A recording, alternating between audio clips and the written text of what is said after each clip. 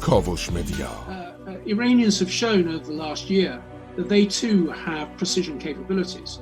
The strike on Abqaiq was very damaging and potentially hugely disruptive. I agree with John that the Abraham Accords between Israel and the UAE are a welcome step, and there's a hugely beneficial effect for Israel.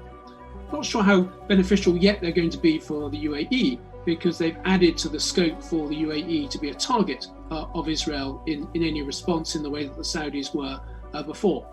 That is something which we'll have to see how it moves forward. The Iranians are very skillful at asymmetric responses. They will not seek a like-for-like response to the attacks that they are under.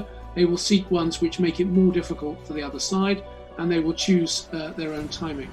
And I think over the next 20 or 30 years, we are likely to see the decline of the oil-rich countries in the region, simply because the price and value of oil is going to steadily decline, price and volumes of oil. The most important powers in the region are likely to be Turkey and Iran. And we want them both on the west side. And we need to find a pathway to keep Turkey with us, and gradually over the next 20 years to use exploit the openness, to the extent that there is any openness in Iran, to our own advantage, and not rely heavily on countries which, I'm sorry to say, they're good friends of ours in the Gulf, including Saudi Arabia, but do not have a great future because they are very dependent upon one resource. Regarding the Iranian issue, I can see that the Iranians are destabilizing and playing unconstructive role, even a dangerous one, in 5 arenas.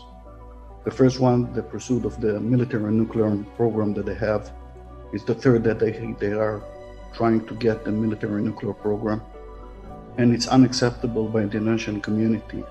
The P5, all of them, included the Russians, included the E3, of course leading by the United States, are against this issue. The second issue, of course, is the ICBM, that's the surface-to-surface missiles, and my colleague just 5 minutes ago just emphasized the threat of the missiles, and no doubt that Iran will continue to develop ICBMs against Europe, against the United States, investing a lot in surface-to-surface, the accuracy, what we call the PGMs, pushing dozens of thousands of weapons to Lebanon, Gaza, Yemen, and other places to destabilizing the region.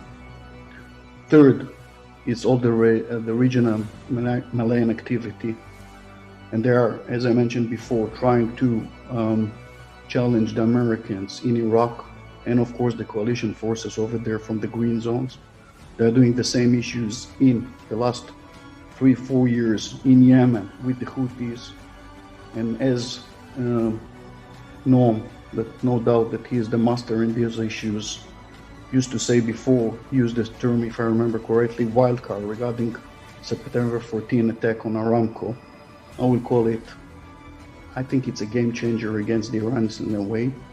It was a wake-up call for so many countries that saw what the capabilities of the Iranians over here regarding cruise missiles and UAVs, and the damage that they've done to the Saudis without any provocations over here. آنچه در مورد ما میگویند